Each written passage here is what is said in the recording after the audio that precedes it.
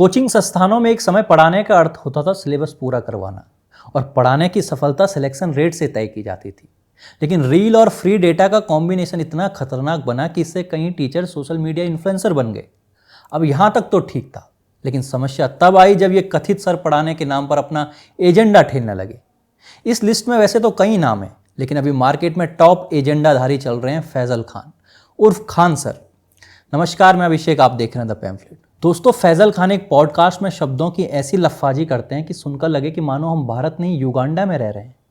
फैजल खान कहते हैं कि ये 2047-45 के विकसित भारत वाले विजन में कुछ नहीं रखा है, ये बेवकूफ़ बनाया जा रहा है, और जिन लोगों को ये विजन दिखाया जा रहा है वे तो तब तक जिंदा ही नहीं रहेंगे। अब सबसे पहले बेसिक गणित। भारत में औसत आयु है 68 वर्ष, तो अभी जो 45 साल या उससे कम उम्र के हैं वो तो 2047 तक रहने ही वाले हैं, और जनसंख्या के अनुसार ऐसे लोगों की संख्या है 78%।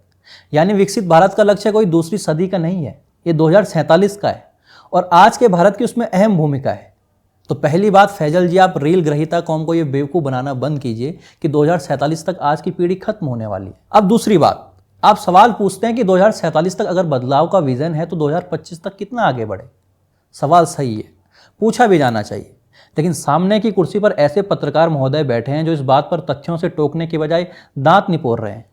क्या फैजल खान को इतना भी पता नहीं कि 2014 में कांग्रेस का जिस अर्थव्यवस्था को लेकर लक्ष्य ये था कि 2044 तक हम भारत को दुनिया की तीसरी बड़ी अर्थव्यवस्था बना देंगे, उसी अर्थव्यवस्था को इस सरकार ने 2025 में ही विश्व की चौथी सबसे बड़ी अर्थव्यवस्था बना दिया है। सीधे 109% की जीडीपी ग्रोथ है। तो ये नहीं है भारत के बढ़ते कदम। खान सर तो गांव से ही आते हैं, बता दीजिए कितने लोगों ने 10 साल पहले गांव में स्टार्टअप शब्द सुना था। 10 साल पहले तक तो कुछ 100 ही स्टार्टअप होते थे, और आज करीब 1.25 लाख रजिस्टर्ड स्टार्टअप्स हैं। पहले भारत जिस सेक्टर में इंपोर्ट करता था, आज वहाँ एक्सपोर्टर बन चुका है। मोबाइल मैन्युफैक्चरिंग, एलईडी बल्ब और electronic goods, defence manufacturing, drone technology, toy industry, textile और पीपीई किट्स, फार्मास्यूटिकल्स और अन्य भी कई चीज़ें। लिस्ट बहुत लंबी है। तो खान सर क्या इन तथ्यों को नहीं जानते, या जानकर भी नहीं बताना चाहते? दरअसल दोस्तों, एक पैटर्न है। वायरल होना है या असरदार दिखना है तो अपनी स्थानीय भाषा में, जैसे खान सर ठेठ बिहारी भाषा में बात करते हैं।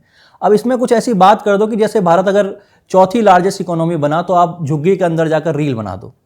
इसरो चंद्रयान भेजे तो आप मैला ढोने या गटर मैन होलिंग की चर्चा ले आओ, फोटोज वायरल कर दो। ना दोनों की कोई तुलना, ना कोई लॉजिक, लेकिन सुनने वालों को भी लगता है कि भाई बात तो बहुत गंभीर है। प्रोपेगेंडा की ये गंभीरता तब तक बनी रहेगी जब तक खान सर जैसे शिक्षक रोटी कपड़ा मकान जैसे विषय को तथ्यों के बिना ठेलते रहेंगे। अब खान सर कहते हैं कि गरीबों के लिए स्वच्छता और हेल्थ केयर के लिए इस सरकार ने कुछ नहीं किया, जबकि तथ्य क्या है? तथ्य ये है कि 2014 से पहले देश के करोड़ों लोग खुले में शौच को मजबूर थे। 10 करोड़ से ज़्यादा शौचालय बनाए गए और 6 लाख से अधिक गाँव खुले में शौच से मुक्त हुए। आयुष्मान भारत योजना, दुनिया की सबसे बड़ी हेल्थ इंश्योरेंस स्कीम, लगभग 55 करोड़ लोग इस योजना से मुफ्त इलाज ले रहे हैं।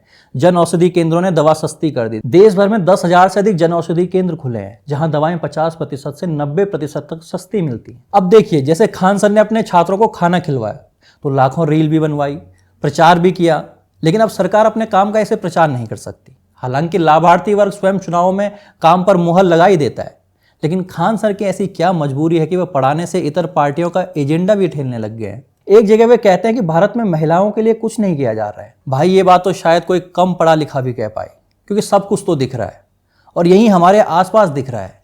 उज्ज्वला से 10 करोड़ महिलाओं को धुएं से आज़ादी मिली। सुकन्या योजना में 4 करोड़ बेटियों के नाम बचत खाते खोले गए। मुद्रा लोन का 68% हिस्सा महिलाओं को मिला, लाखों ने कारोबार शुरू किया। और पीएम आवास योजना में मालिकाना हक महिलाओं को मिल रहा है। जनधन योजना में सबसे ज्यादा खाते महिलाओं के खुले। बेटी बचाओ बेटी पढ़ाओ से लड़कियों का स्कूल में दाखिला बढ़ा। मातृत्व वंदना योजना, जहां से लाखों गर्भवती महिलाओं को आर्थिक मदद मिली। और अब तो ड्रोन दीदी योजना, लखपति दीदी, ये भी बनने लग गई है। लेकिन कितना आसान है कि एक पंक्ति में कह देना कि 10 वर्ष में कुछ हुआ ही नहीं है। फैजल खान आजकल क्लासरूम छोड़कर मीडिया के कैमरे में अधिक दिखे, बेशक दिखे, लेकिन तथ्यों के साथ। और अगर इरादा बिहार में ओझा सर मॉडल अपनाने का है तो वो भी स्पष्ट रूप से दिखाना चाहिए। आखिर लोकतंत्र में सबको चुनाव लड़ने का अधिकार है, लेकिन पढ़ाई के नाम पर देश को गुमराह करने का अधिकार किसी के पास नहीं है। धन्यवाद।